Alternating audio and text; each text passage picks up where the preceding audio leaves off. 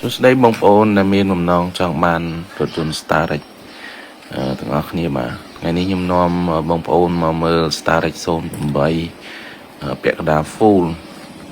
ឡាននេះស្អាតមែនតើ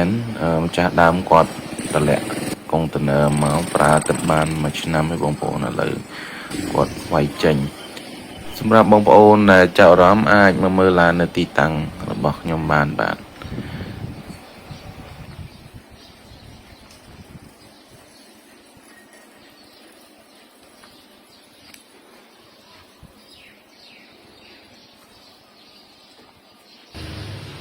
ឥឡូវយើងនាំគ្នាមកមើលខាងក្នុងម្ដង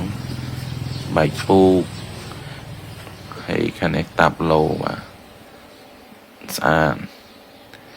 នៅថ្មីជ្រើងតែម្ដងបងប្អូនអត់មានច្រេះអត់មានស្នឹមអីទេ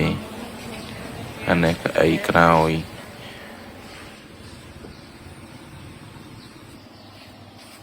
ឥឡូវនេះបងប្អូនអាចទស្សនាខាងម៉ាស៊ីនបានណា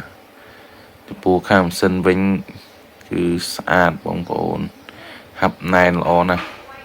សំឡេងក៏ស្ងាត់ទៀតស្ទុះណាបងប្អូនឡាននេះស្ទុះ